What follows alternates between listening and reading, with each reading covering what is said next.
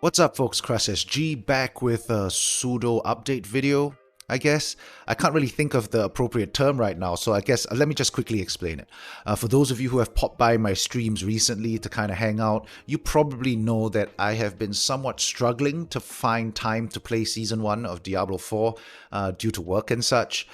Not gonna lie, it's a little bit annoying to have waited so long to finally get back into making videos, only to have real life kind of tap me on the shoulder with some harsh reminders that, hey, this is just a hobby, right?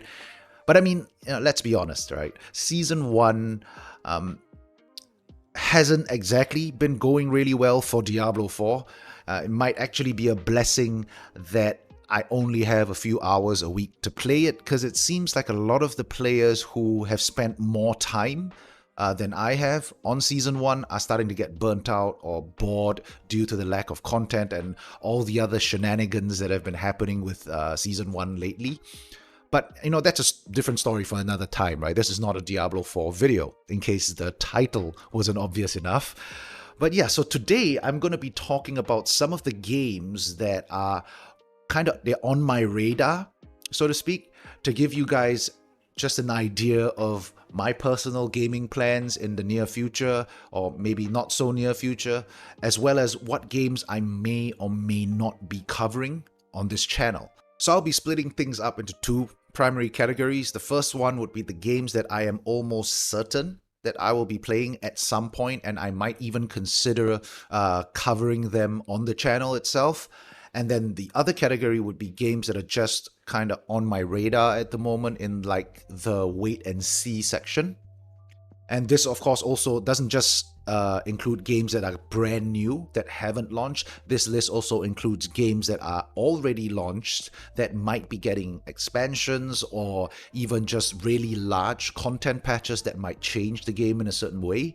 So let's just dive right into it, starting with the games that I will most likely be playing. And first up, and also the closest one to launch, would be Cyberpunk Phantom Liberty, which is slated for PC launch next month, September 2023. So Cyberpunk kind of had a terrible launch. I mean, I'm sure most of you know that, right? And I personally pretty much ignored Cyberpunk for about a year after it launched. And then somewhere around the time where, I guess, patch 1.5 hit, for those of you who are familiar with the game, a few of my buddies kind of talked me into giving Cyberpunk a try, like giving it a chance. They said like it was way better than launch, it's a way better state than it was at launch.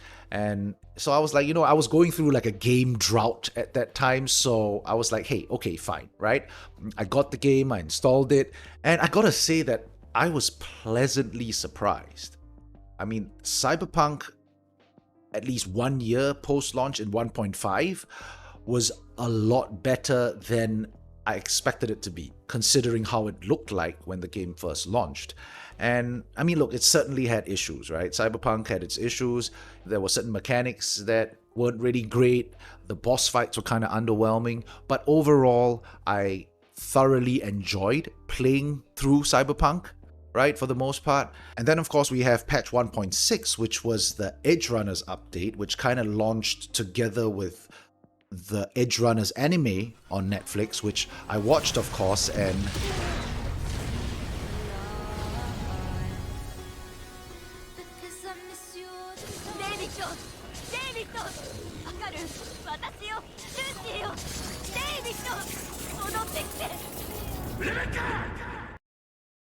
okay, sorry about that, folks. We had some technical issues.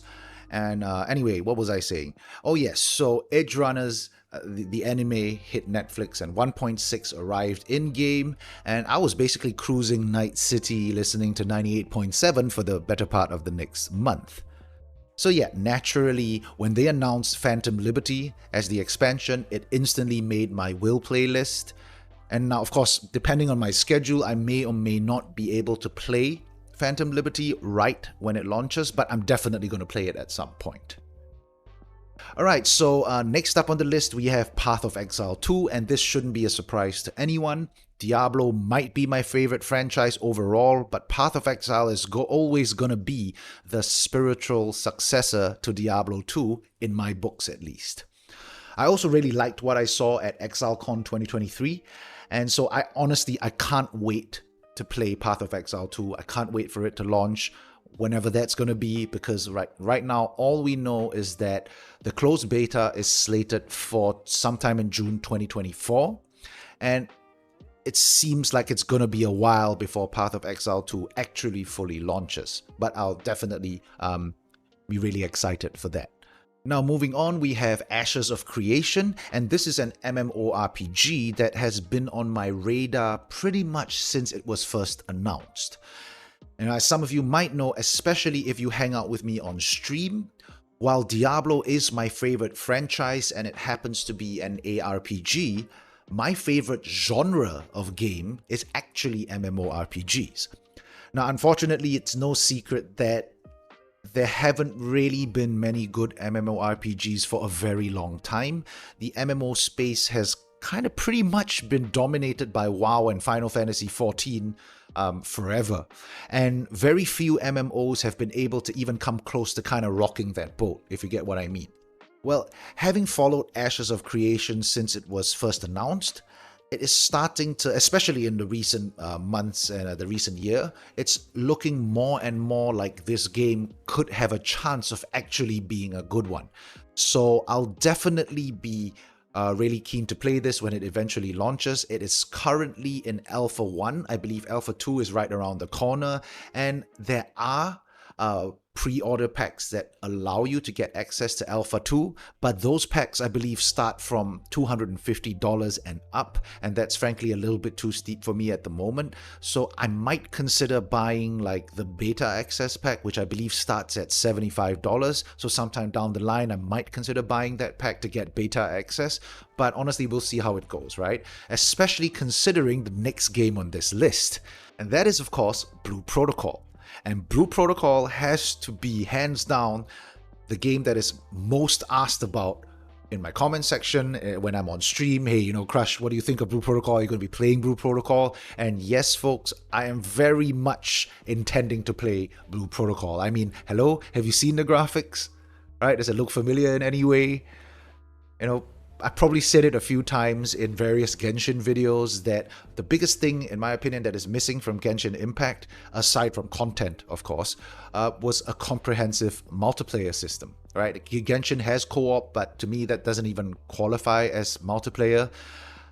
So, it's like if only Genshin was an MMO, right? Well, that's exactly what Blue Protocol is, right? Blue Protocol is an MMO. So yeah, I've been following Blue Protocol pretty much since the Japanese version was first announced, and then now the global version is slated for release sometime in 2024, so I'm definitely going to be playing this one when it comes out. And as far as like classes go, I currently have my sights set on the Aegis Warrior or Blade Warden class because it looks like it's going to be the de facto tank class in the game, and across all the MMOs that I've played over the years, I have almost always played either a tank or a healer support class, though I generally prefer taking the healer or support role in MMOs because I feel that I'm a far better healer than I am a tank. But unfortunately, Blue Protocol's only support class seems to be the Blast Archer or whatever you call it, and I don't typically like the Archer, Ranger or Hunter style of gameplay. But I mean, honestly, who knows, right? I might consider playing it closer to launch. It really depends on how many of my friends are playing Blue Protocol and what classes they pick and what our group makeup is and all that. Yeah, so we'll see. Alright, so that was the last game on my list of will play games. And before we wrap things up, let's quickly go over the list of games that are just on my radar but are kind of in the wait and see section. Starting off with Diablo 3 Season 29. And this might be a surprise to some of you considering it's a Diablo game. Why isn't it in the first list, right? And well, if you ask anyone in my gaming circle of friends, they'd tell you that it'll be a cold day in hell if I ever played Diablo 3 again. Of all the installments in the Diablo franchise, Diablo 3 is probably the installment I dislike the most, despite it being the installment that I've played the most. Yeah, I know it's ironic. I dislike it the most, but I've also spent the most hours playing it, right? But look, I'm not going to go into the details because honestly, I could go on for hours about what I dislike about Diablo 3, so I don't want to make this video any longer than it is. The only reason why Season 29 made it on my radar is because there's been so much talk about it recently. I've looked at what's coming in Season 29, and I do agree, it does look like Season 29 will probably be a good one, but it is also very unlikely that I will be playing it. We'll see how it goes. Alright, next up we have another title that I played before and stopped playing, and that is Lost Ark. Lost Ark has announced that they are having fresh start servers with a whole bunch of changes that claim to relieve the biggest problems in the game. I've looked at what the changes are, and as someone that has over 3,000 hours played in Lost Ark, I look at the changes that they are bringing, and frankly, I'm not exactly convinced that that will fix anything in the game, to be honest. I mean, are the changes good? Yes, they are. If those changes were implemented before I stopped playing, I might have maybe played the game longer than I did. But at the end of the day, the changes are not good enough for them to claim that it actually relieves or fixes any of the issues, the core issues with the game, right? The gameplay loop is still the same. It's still going to feel like homework. The gear progression is still very RNG, and of course we have the whole pay-to-win aspect, so it's just a band-aid solution at best. It's not going to make any of the major problems go away, so that's why Lost Ark makes it onto the radar, but it's a huge wait-and-see thing. Might even be more unlikely than the Diablo 3 one that I just talked about, right? Alright, and finally we get to the last game on the list, and the last game in this video, and that is Black Myth Wukong. Black Myth Wukong is a Souls-like RPG that is slated for launch sometime in the middle of 2024. Now, when this game I don't even think it was like announced. It was a gameplay video just kind of appeared on the internet. And it was at the time where everyone was kind of like, pushing how good graphics can be, how photorealistic graphics can be, graphics fidelity this, graphics fidelity that. And then along comes this gameplay video of an unknown game, and it just blows everything out of the water. It's so much better than anything that the industry had out at the time, and it took the internet by storm. So much so that there was a lot of speculation. Maybe this game is fake, right? Maybe this is fake. It's a fake game. It's never going to come out. It's just fake. But hey, you know what? It turns out that this game might actually be very real, and it is slated to come out sometime next year. And really, the graphics, I personally don't like playing Souls-like games at all. Souls-like games are not my thing.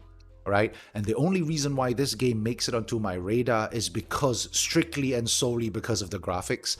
I love games with really good graphics.